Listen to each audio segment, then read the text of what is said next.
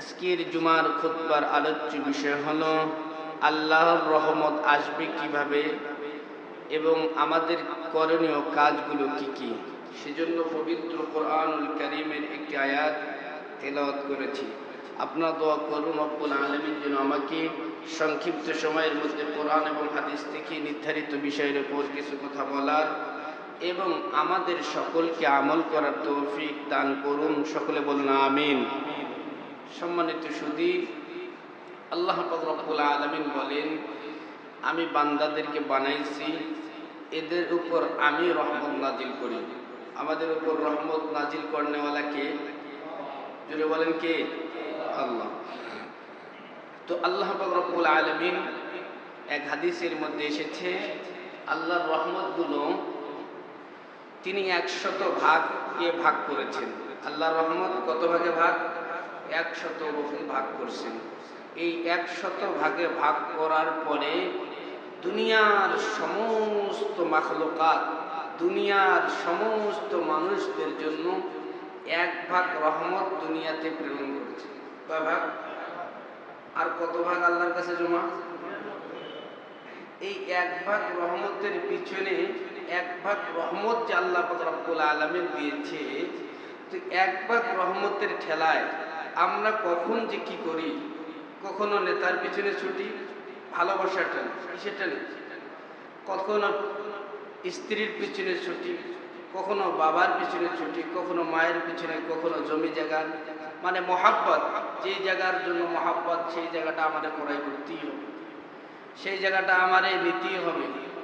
যাকে পছন্দ হয় তার সাথে আমরা থাকতেই হবে, তার সাথে আমার বন্ধুত্ব স্থাপন করতেই হবে। তো রব্বুল আলামিন 100 রহমতকে একটি মাত্র ভাগ আমাদের জন্য প্রেরণ করেছেন, আর বাকি 99 ভাগ দান করবেন কোথায়? আখিরাতে, জান্নাতে। তো বাকি 99 ভাগ রহমত কত বেশি হবে? অনেক বেশি। আর আমরা দুনিয়ার মধ্যে এতগুলো রহমত ব্যতিরেকে আমরা দুনিয়ার মধ্যে শুধু গজবে ভুগতেছি। আল্লাহর কি পাওয়ার নাই? আল্লাহর কি ক্ষমতা নাই রহমত নাজিল করার? আছে। দেখবেন টিভি খুললেই, টেলিভিশন খুললে, ফেসবুক খুললে শুধু গজব আর গজব।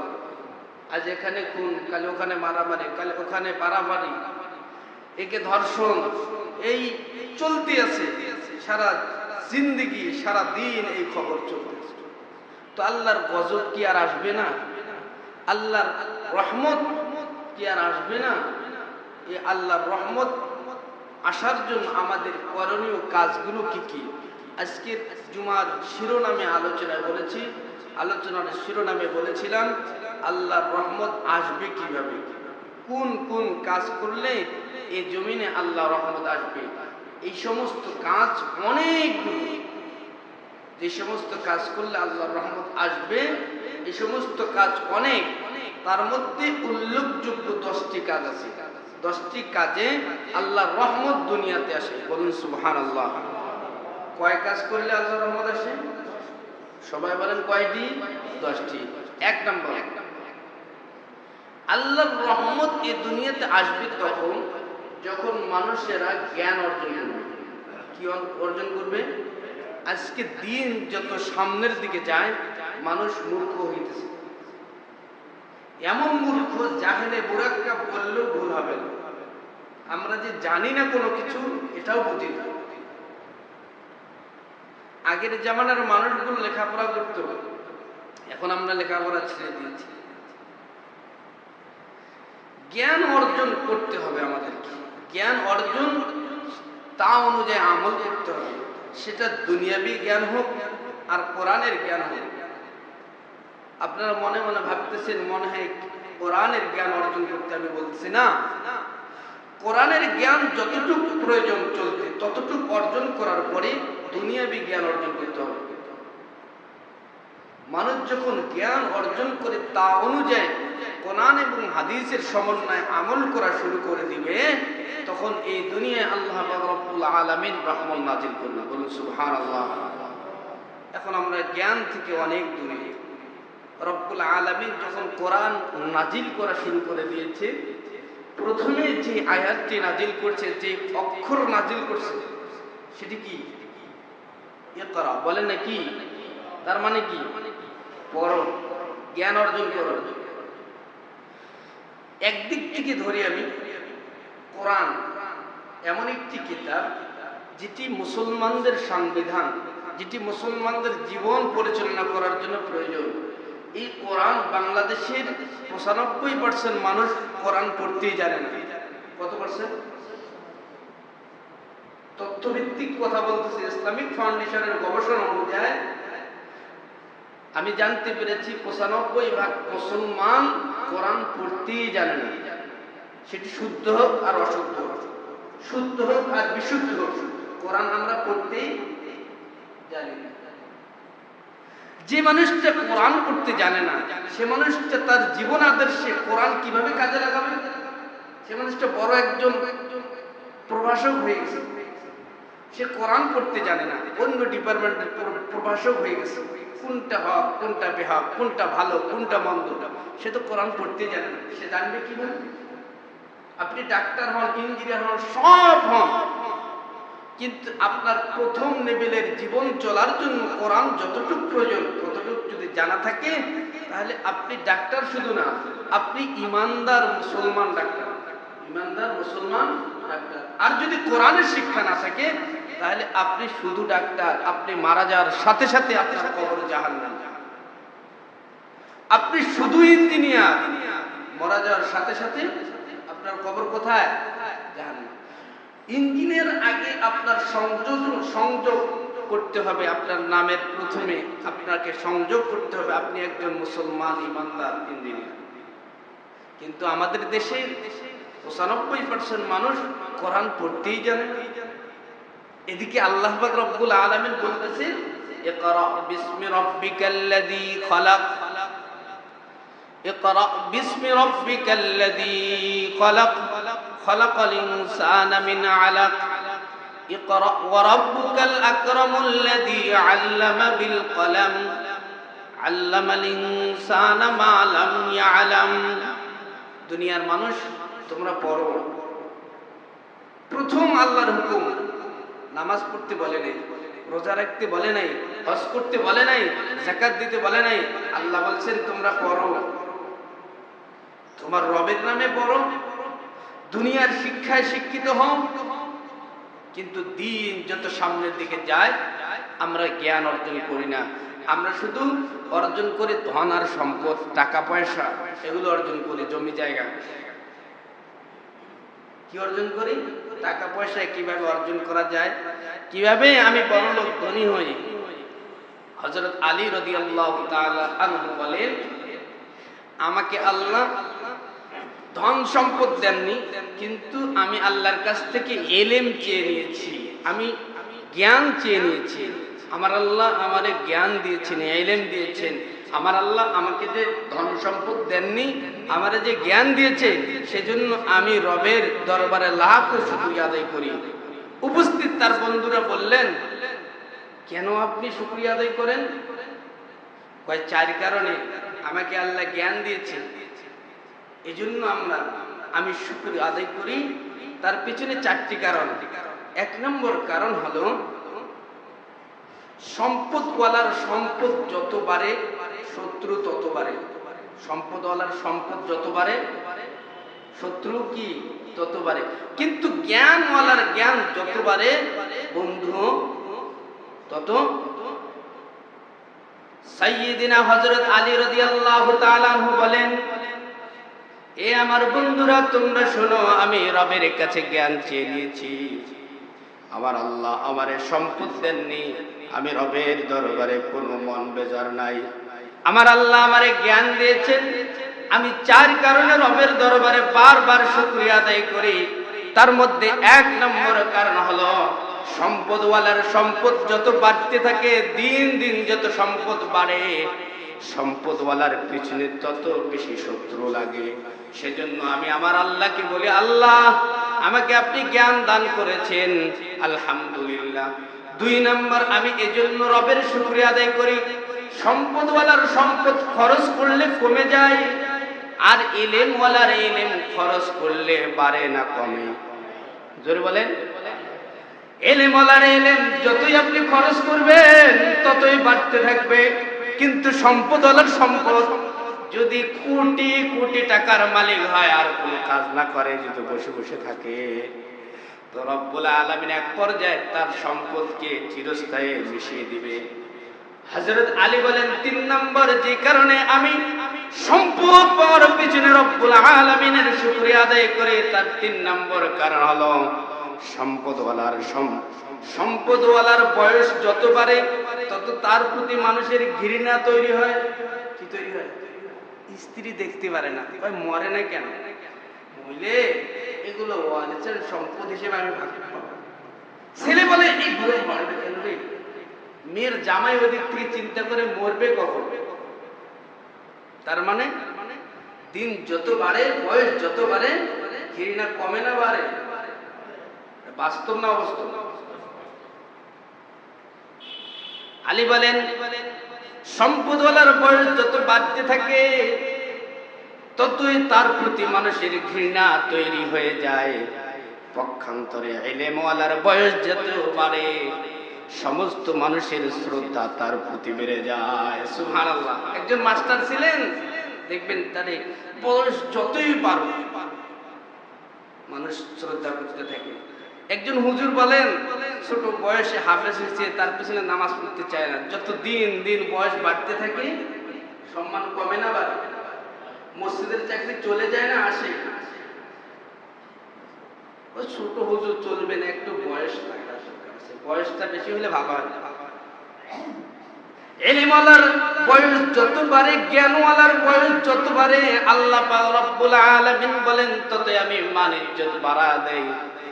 আর সম্পদওয়ালার সম্পদ বয়স যত বাড়ে ততই তার প্রতি মানুষের ঘৃণা তৈরি হয়ে যায়। ৪ নম্বর, ইলমওয়ালার ইলম যতই বাড়ে তার শত্রু ততই কমে যায়। জ্ঞানওয়ালার জ্ঞান যতই বাড়ে তার শত্রু ততই কমে যায়। পক্ষান্তরে সম্পদওয়ালার সম্পদ যতই বাড়ে শত্রু কমে না বাড়ে, চুরি হয়ে যাবে ভয় আছে। এই ৪ কারণে আমি রবের দরবারে খুশি। পক্ষান্তরে রব্বুল আলামিন বলেন, আমি আসমান থেকে আমার রহমত তখনই নাজিল করব যখন মানুষ ইলমওয়ালা হয়ে যাবে, জ্ঞানওয়ালা হয়ে যাবে। আসমান থেকে রহমত নাজিল করার ১ নম্বর মাধ্যম হলো আমাদের সকল মানুষকে শিক্ষিত হওয়া লাগবে। কি হওয়া লাগবে? শিক্ষিত সমাজ, শিক্ষিত।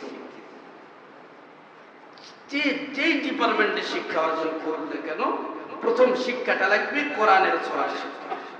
তাহলে সে যতই বড় হয়, সে কোরআনওয়ালা ডাক্তার, ইঞ্জিনিয়ার, প্রফেসর, বিজ্ঞানী, কোরআনওয়ালা হবে।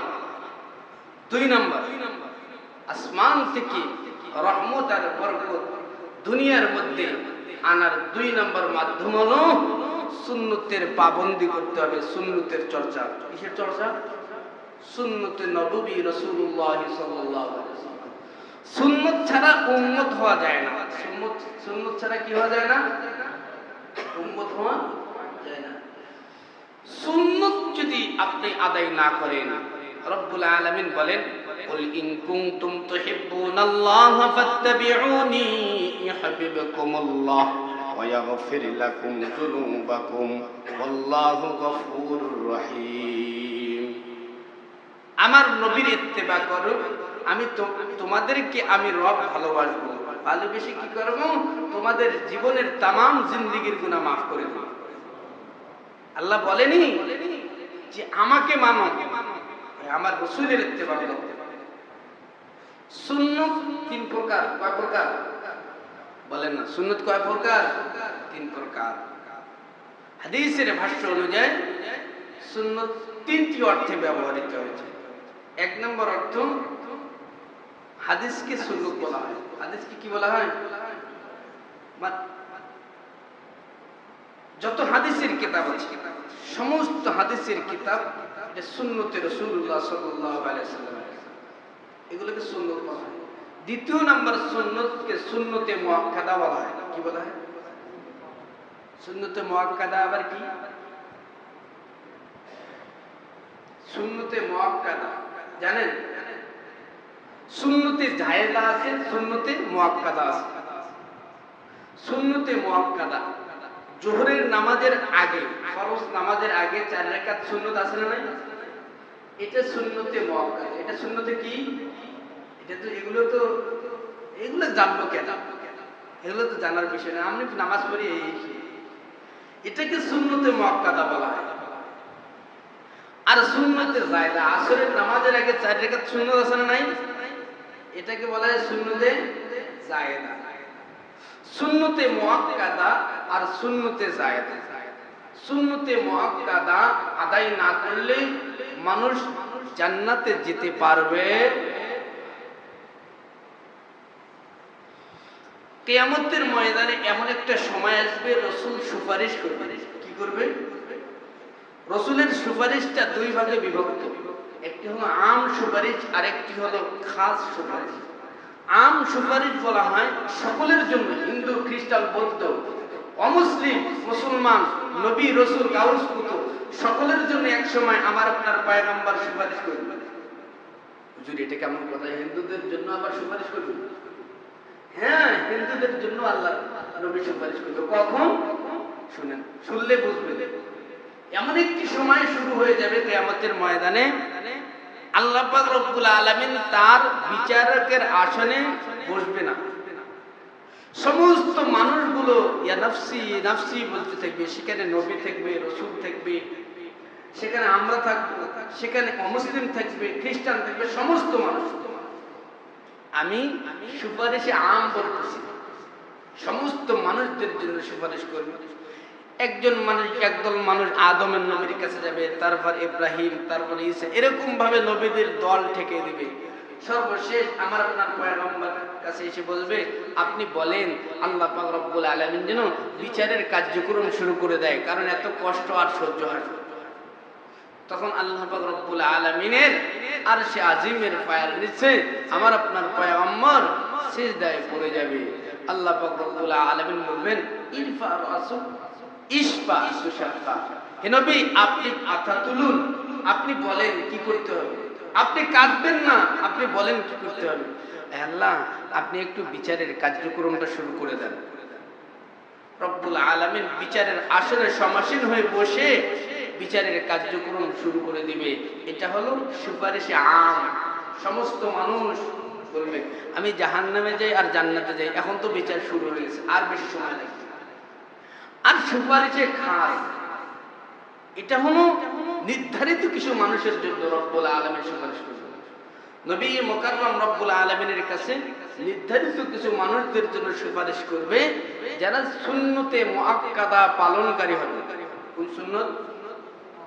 সুন্নতে মুআক্কাদা। শুধু জোহরের নামাজের আগে যে সুন্নতে মুআক্কাদা আছে, আরো কোন কোন কাজগুলোকে সুন্নতে মুআক্কাদা বলা হয়, এগুলো আমাদেরকে পালন করতে হবে। পালন করলে নবী মুকাররম বলেন, কাল কিয়ামতের ময়দানে আল্লাহ পাক রব্বুল আলামিন কিছু মানুষকে বিনা হিসাব জান্নাত দিবেন। সুবহানাল্লাহটা জোরে বলতে পারলেন না, কারণ জান্নাত তো দেখেননি, দুনিয়া দেখছি সেজন্য। কিছু মানুষকে বিনা হিসাব জান্নাত দিবে। এই কথাবার্তা চলছে এমন সময় হযরত ওমর বলেন, ইয়া রাসূলুল্লাহ, ইয়া হাবিবাল্লাহ, কতগুলো মানুষকে রব্বুল আলামিন বিনা হিসাব জান্নাত দিবেন? তখন নবী বলেন, ৭০,০০০ মানুষকে আল্লাহ পাক রব্বুল আলামিন বিনা হিসাব জান্নাত দিবেন। কতগুলো মানুষ? ৭০,০০০। ওমর বললেন, ইয়া রাসূলুল্লাহ, আপনি কি আল্লাহরে বলেন নাই এই সংখ্যাটা আরেকটু বাড়ায়া দেওয়া যায়? আরেকটু বাড়ায়া দিতেন, কারণ সাহাবীদের সংখ্যা তো অনেক। আল্লাহর নবী বলেন, আমি আল্লাহরে বলছিলাম, আল্লাহ রাব্বুল আলামিন বাড়ায়ছে। কই কতগুলো বাড়াইছে? কই আমি আল্লাহ রাব্বুল আলামিন যখন ৭০,০০০-এর ঘোষণা দিয়েছেন, তখন আমি আল্লাহকে বলছি, আল্লাহ ৭০,০০০ তো আমার সাহাবীর দল, আরো উম্মত আছে, আরো অনেক কিছু আছে, আপনি একটু বাড়ায় দেন। তো আল্লাহ পাক রব্বুল আলামিন কতগুলো বাড়াইছে জানেন? হে ওমর, রব্বুল আলামিন আমার অ্যাপ্লিকেশন করার কারণে, আমার দরখাস্ত করার কারণে কাল কিয়ামতের ময়দানে বিনা হিসাব 70,000 গুণন 70,000 আমার উম্মতকে বিনা হিসাব আল্লাহ রাব্বুল আলামিন জান্নাত দিবেন নবীজির সুপারিশ। 70,000 গুণন 70,000 কতগুলো হয়? হ্যাঁ,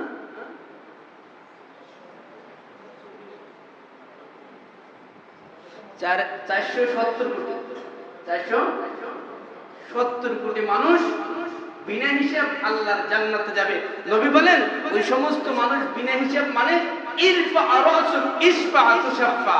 নবীকে আল্লাহ পাক রব্বুল আলামিন বলবে আপনি মাথা তুলুন, চক্ষু খুলুন, ইশফা শাফাত করুন, আমি কোনো হিসাব নেব না। নবী বলেন যারা সুন্নতে মুআক্কাদা আদায় করবে আমি তাদেরকে সুপারিশ করে হিসাব ছাড়া জান্নাতে ঢোকায় দেব। আর সুন্নতে জায়েদা, যে সুন্নত রাসূল কখনো কখনো পালন করছে, কখনো কখনো পালন করেন নাই, ছেড়ে দিছে। মাথায় রাসূল কখনো কখনো টুপি দিছে, কখনো কখনো টুপি খুলে দিছে। কখনো কখনো আল্লাহর নবী মিষ্টি খাইছে খানার পরে, কখনো কখনো খান নাই, নফল। এগুলোকে সুন্নতে জায়েদা বলে। সুন্নতে মুআক্কাদা আদায় না করলে তার ঠিকানা জাহান্নাম হয়ে যায়। সুন্নতে জায়েদা আদায় করলে, সুন্নতে মুআক্কাদা আদায় করলে সে বিনা হিসাব জান্নাত যায়, আর সুন্নতে মুআক্কাদা আদায় না করলে তার ঠিকানা জাহান্নাম হয়। সুন্নতে জায়েদা আদায় করলে সে আল্লাহর ওলি হয়ে যায়, আর সুন্নতে জায়েদা যদি আদায় না করে সে বেঈমান হয়ে যায়। হুজুর, সুন্নতে জায়েদা আদায় করলে আল্লাহর ওলি কেমনে হয়? আল্লাহ, আমরা তো যাকে থেকে আল্লাহর ওলি বলি, আমরা তো যাকে থেকে কি বলি? একটা টুপি লাগাইছি, একটা পাগড়ি দিছি, একটা সাদা পাঞ্জাবি, একটা পায়জামা, একদম একটু বলতে পারি আল্লাহর ওলি, যাকে থেকে বিশ্বাস করি। কিন্তু আল্লাহর ওলি হওয়ার জন্য 5টি শর্ত আছে। আল্লাহর ওলি হওয়ার জন্য কয়টি শর্ত? 5টি শর্ত। তার মানে 1 নম্বর শর্ত, ফরজ ইবাদত ছাড়া যাবে যে কোনো ফরজ। 2 নম্বর ওয়াজিব ইবাদত ছাড়া যাবে। 3 নম্বর সুন্নত। সুন্নত 2 প্রকার, সুন্নতে মুআক্কাদা, সুন্নতে জায়েদা। ওই আসরের আগে যে সুন্নতটা পড়তে হয় ওটাকে কি বলে? এটা আমরা পড়ি, অধিকাংশ মানুষ পড়ি না। আমি যখন হেফজখানায় পড়তাম 2006 সালের কথা, 6-7 সাল এরকম হবে, সে সময় দেখতাম মসজিদের মধ্যে প্রায় মানুষ আসরের আগে সুন্নত পড়তেন, আমরাও পড়তাম। কিন্তু এমন একটা সিচুয়েশন চালু হয়ে গেল, এখন আমরা আসরের আগে সুন্নত করি। এটা আল্লাহর ওলি হওয়ার জন্য, আল্লাহর প্রিয় আস্থাভাজন ব্যক্তি হওয়ার জন্য এই সুন্নতে জায়েদা লাগবে। 5 নম্বর শর্ত, হালাল হারাম বেঁচে থাকতে হবে। এই 5টি গুণ যার মধ্যে দেখবেন আপনি মনে মনে ভাববেন এটা আল্লাহর আস্থাভাজন ব্যক্তি, আল্লাহর আস্থাভাজন। এখন তো আমরা দুনিয়ার মানুষকে আস্থাভাজন এটা ভালো বুঝি, এটা খালেদা জিয়ার আস্থাভাজন ব্যক্তি, এটা শেখ হাসিনার আস্থাভাজন ব্যক্তি, এর অনেক দাম, এর অনেক কি, অনেক দাম আস্থাভাজন ব্যক্তি। কিন্তু আল্লাহ বলেন আমারও কিছু আস্থাভাজন ব্যক্তি আছে, এই এই গুণ থাকলে এই মানুষগুলো আমার আস্থাভাজন। তো দুনিয়ায় রহমত আসবে কিভাবে? 1 নম্বর কাজ হলো কি? জ্ঞান লাগবে। কি লাগবে? জ্ঞান অর্জন করা লাগবে, তা অনুযায়ী আমল করতে হবে। 2 নম্বর সুন্নতের পাবন্দি। সুন্নতের কি? সুন্নতের বিষয়ে কথা বললাম। সুন্নত অনুযায়ী জীবন যাপন যারা করব না, মিসওয়াক করা সুন্নতে জায়েদা। কি মিসওয়াক করে? কি মিসওয়াক করি? এখন আমরা তো ব্রাশ করি, কি করি? ব্রাশ করি, মিসওয়াক করি না। মিসওয়াকের যে কত গুরুত্ব আছে তার মধ্যে সর্বনিম্ন গুরুত্ব হলো মিসওয়াক যে ব্যক্তিটা প্রতিনিয়ত 5 বার, 3 বার, 2 বার মিসওয়াক করবে, আল্লাহর নবী বলেন মরার সময় তার জবান দিয়ে কালিমায়ে তৈয়্যিবা নসিব হয়ে যাবে। মিসওয়াক তো করি না। মিসওয়াক অধিকাংশ মানুষ আমরা করি না, 2-1 জন, এগুলো তো ধরার মধ্যে না। 100-র মধ্যে যদি 95 মার্ক পান তাহলে তো ঠিক আছে, 100-র মধ্যে যদি 32 পান তাহলে কি একদম গোল্ডেন এ প্লাস। হ্যাঁ, আরে একটা শুধু মার্ক 32 পেয়েছে, 100-র মধ্যে 32 পাইলেও যদি ফেল দুনিয়ার ভাষায়, তো 100-র মধ্যে 5 জন যদি ইবাদত করেন তাহলে ধরবেন কিভাবে? সুন্নতের পাবন্দি, সুন্নতের জায়দা গুলো, মান রাগিবা আন সুন্নতি ফালাইসা মিন্নি, আমার নবী বলেন যে ব্যক্তি আমার সুন্নত আদায় করে না সে ব্যক্তি আমার উম্মত না।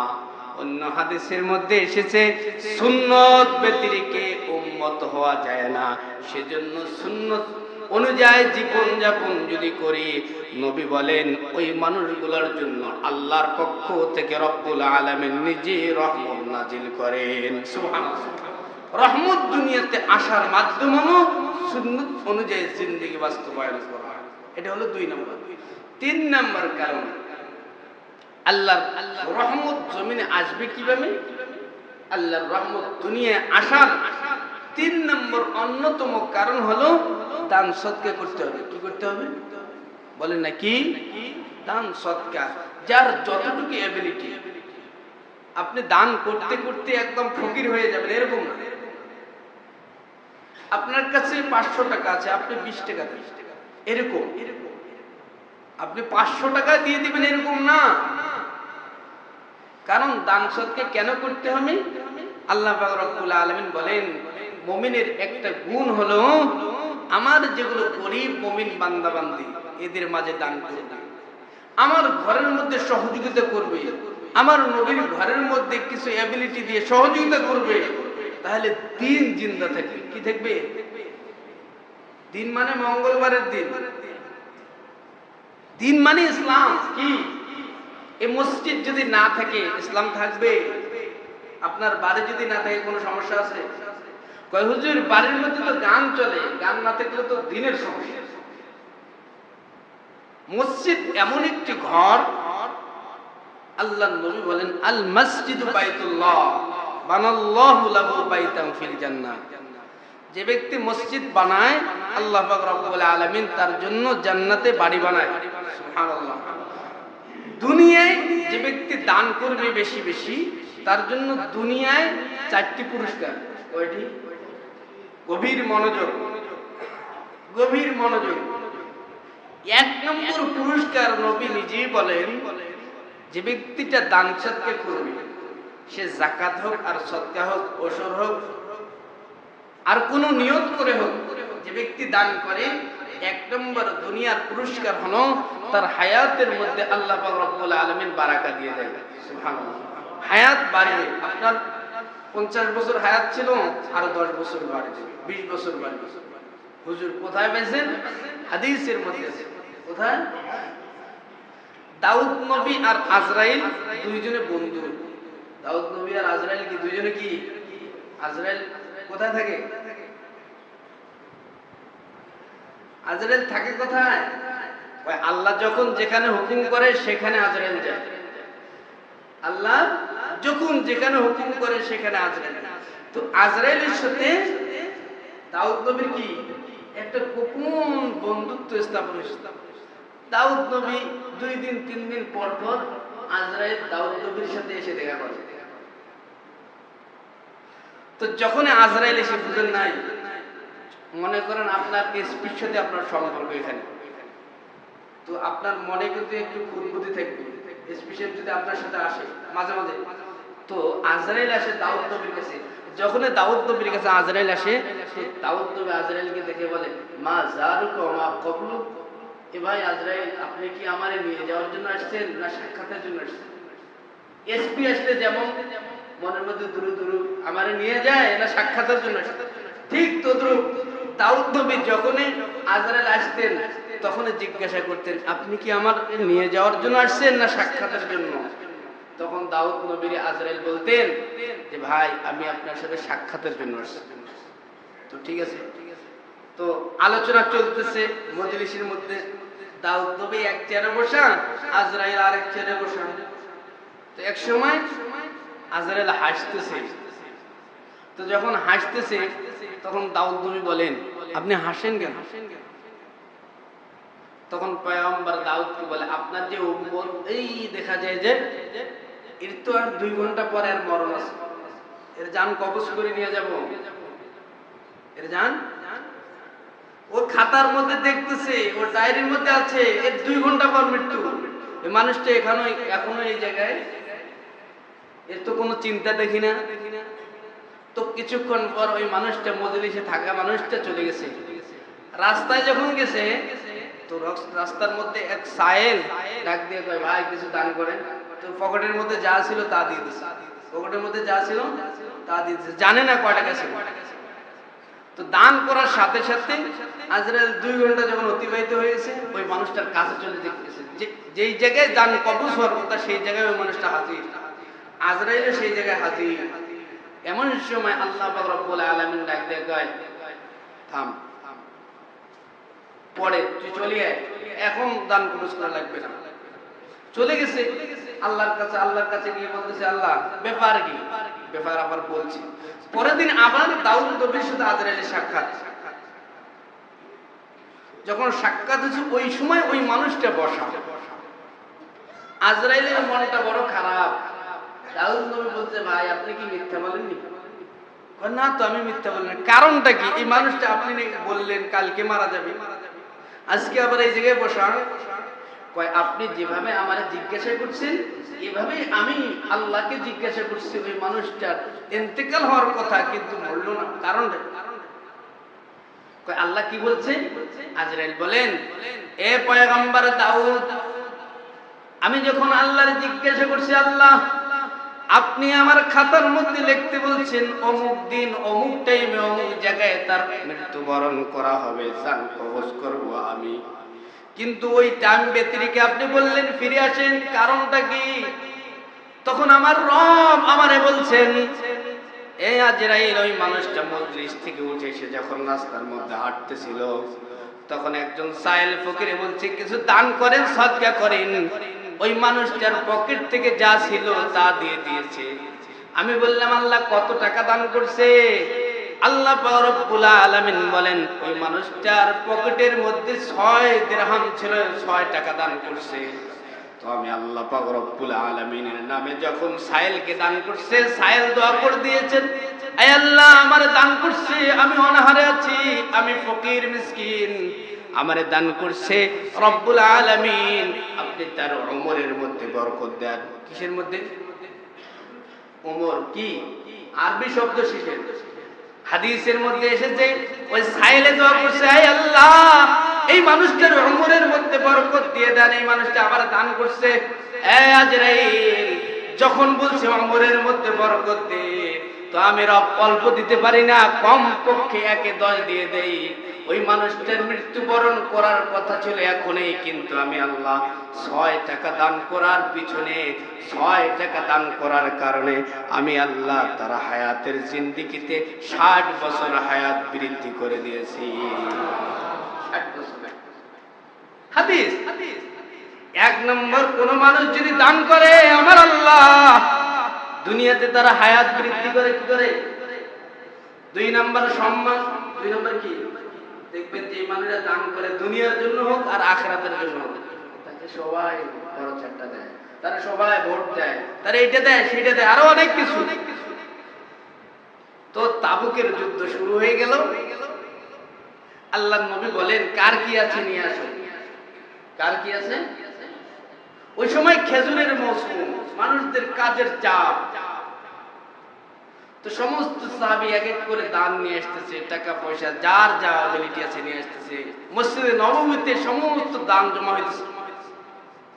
তো নবীজি দানগুলো দেখে এমন একটা শব্দ বলছে, হাদিসের মধ্যে এসেছে, নবীজি বলছেন, বাহ বাহ, এই কি সর্বনাশ, এতগুলো টাকা, এতগুলো মাল সামানা, আমি খুশি হয়ে গেছি। নবীজি একজন সাহাবীরে বলেন, একটা খাতা দাও, আমি লিস্ট করি। নবীজি এরকম কাউরে বলে নাই, কিন্তু ওই দিন এত টাকা পয়সা, এত মাল সামানা দেখে নবীজি খুশি হয়ে গেছে। কয়, খাতাটা আনো, আমি একটু লিস্ট করি। নবীজির লিস্টটা ছিল ভিন্ন। নবীজির লিস্টটা ছিল কি? আমাদের এই দেশে, আমাদের এই দুনিয়ায় কে কত টাকা দান করে এটা লিস্ট হয়। কি কত টাকা দান করে এটা লিস্ট হয়। কিন্তু নবীজি মদিনা মসজিদে দাঁড়িয়ে এমন একটা লিস্ট করলেন, সেই লিস্টটা ভিন্ন ধরনের। নবীজি দাঁড়াইছে খাতা নিয়ে, এই সাহাবী আসো, আসে নাম লিখছি, বলো তুমি বাড়ির মধ্যে কি রেখে এসেছো? কি বলছে? কি নিয়ে আসছো না, বাড়িতে কি রেখে এসেছো? বাড়িতে আমি বুঝাইতেছি সম্মান বাড়ে যে দান করলেন, এটা পয়েন্ট খেয়াল রাখতে হবে। এটা পয়েন্ট কি রাখতে হবে? খেয়াল রাখতে হবে। আল্লাহর নবী খাতা নিয়ে দাঁড়িয়ে বলছে, এই তুমি বাড়িতে কি রেখে এসেছো? তো বলে, ইয়া রাসূলুল্লাহ, আমার মাল সামান 100 ভাগ করে 1 ভাগ নিয়ে আসছে। 100 ভাগ করে 1 ভাগ এখানে নিয়ে আসছে, আর 99 ভাগ বাড়িতে।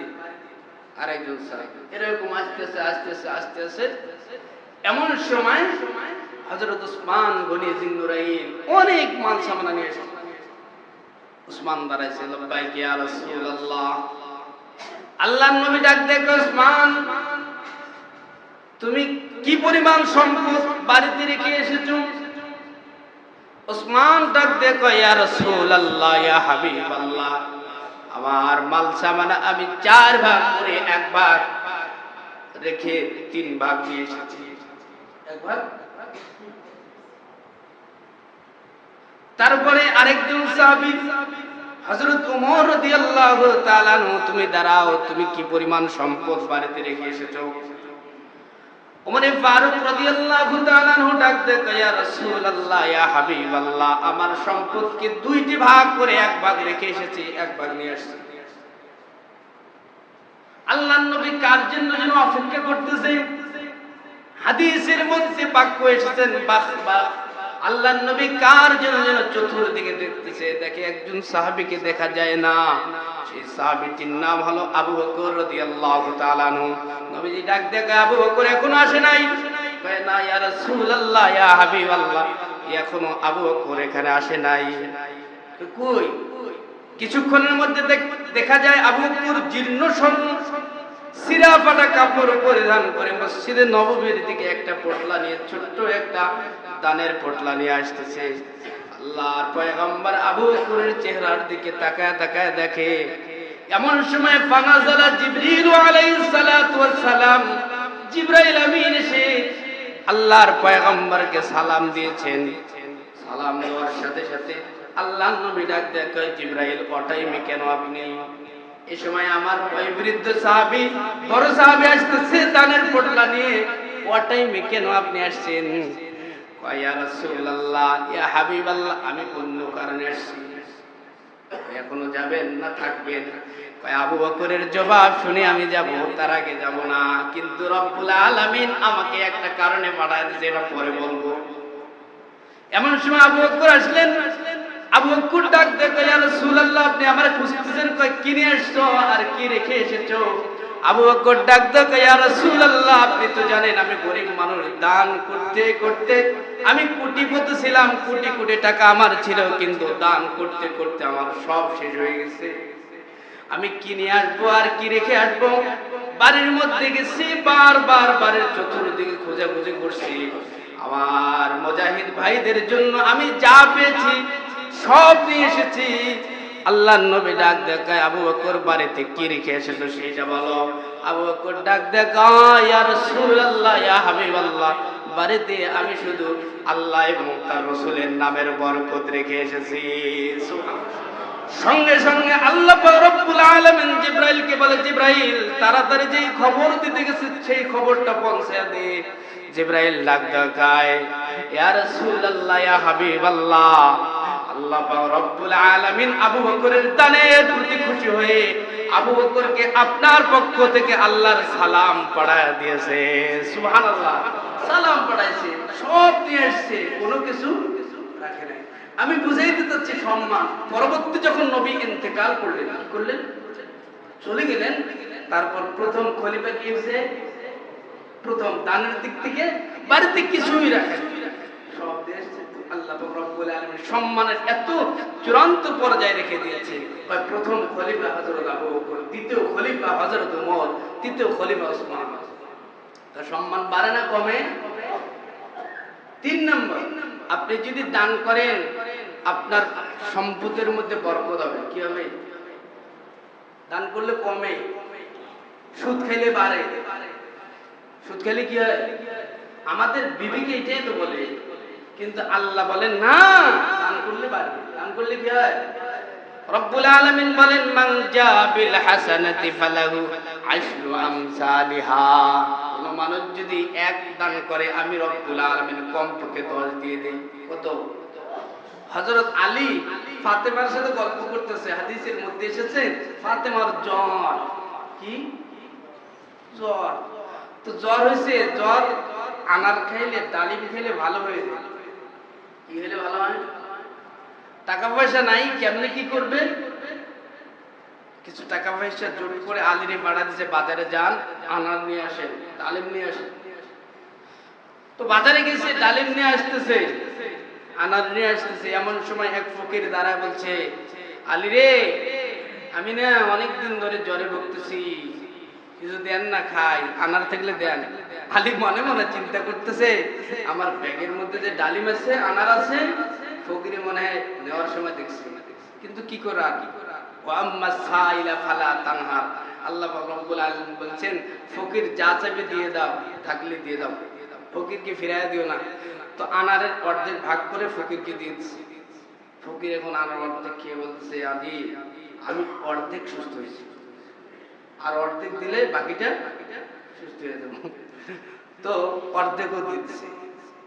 তো ফকির চলে গেছে। আলী বাড়ির গেটের মধ্যে আসবে, ঢুকবে ভাব, অথবা বাইরে আছে, কি করবে রে? ঢুকি আবার বউ যদি ঠেলা লাগায়, তো কি করছে, এক পর্যায়ে গেটের মধ্যে নক করছে। নক করার সাথে সাথে ফাতেমা বলে, আলী চিন্তার কারণ নাই, তুমি যখন এই বাজারে গেছো তখন আমি সুস্থ হয়ে গেছি।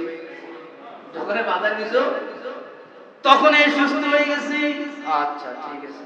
তো বাড়ির মধ্যে গল্প করতেছে, গল্প করতে করতে এমন সময় আল্লাহর পয়গম্বরের একজন জলিলুল কদর সাহাবী হযরত আল্লাহর পয়গম্বরের একজন জলিলুল কদর সাহাবী আসে হাজির হয়ে বলছে, আলী আপনার দরবারে আমাকে আল্লাহ পাক রব্বুল আলামিনের পয়গম্বর পাঠায় দিয়েছে। কই কেন আসছি? কই কিছু আনার নিয়ে আসছি। কই কি আনার? আনারকে আনার গুনতেছে আলী, 1 2 3 4 5 6 7 8 9, এরকম একবার দুইবার তিনবার গুনতে গুনতে এক সময় ডাক দেখায়, ও আল্লাহর পয়গম্বরের সাহাবী, তুমি মনে হয় ভুল জায়গায় আসছো, এই আনার আমার না। কেন আমার না? মানে কই যদি আমার হইতো তাহলে 10টা হইতো। যদি আমার হইতো তাহলে 10টা হইতো, কিন্তু আনার আমার না, 10টা না। সঙ্গে সঙ্গে আল্লাহর পয়গম্বরের সাহাবী নিজের চাদরের ভেতর থেকে একটা আনার বাইর করে দিয়ে 10টা বিল করে দিয়েছে। তারপর ডাক দেয়, কয় ভাই আলী ঘটনা কি? আমি রাস্তার মধ্যে একটা দিয়েছি, আমার আল্লাহ আমারে দিলে 10টাই দিবে, 9টা কেন? সেজন্য আমি বারবার গণনা আরম্ভ করে দিয়েছি। সেজন্য আমার আল্লাহ বলেন, মান জাবিল হাসানাতি ফালাহু আশরু আমসালিহা। যে ব্যক্তি আল্লাহর নামে 1 টাকা দান করে, 50 টাকা দান করে, 1000 টাকা দান করে, যে পরিমাণ দান করবে দুনিয়াতে রব্বুল আলামিন একের পরিমাণ, একের বিনিময়ে 10 গুণ পর্যন্ত বৃদ্ধি করে দিবে। সুবহানাল্লাহ।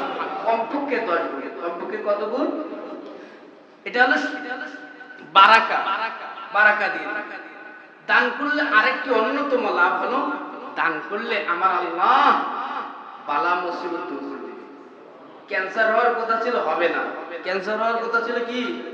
ডায়াবেটিস হবে না, রোডে ঘাটে অ্যাক্সিডেন্ট হবে না, বালা মুসিবত রব্বুল আলামিন দূর করে দিবে। তাহলে দুনিয়ায় রহমত নাজিল হওয়ার কয়টি কারণ? 10টি। কয়টি? তার মধ্যে কয়টি বললাম? 3টি। কয়টি বললাম? 1 নম্বরের কারণ কি? জ্ঞান অর্জন করতে হবে। কি করতে হবে? জ্ঞান। 2 নম্বর সুন্নতের ইত্তেবা, সুন্নত অনুযায়ী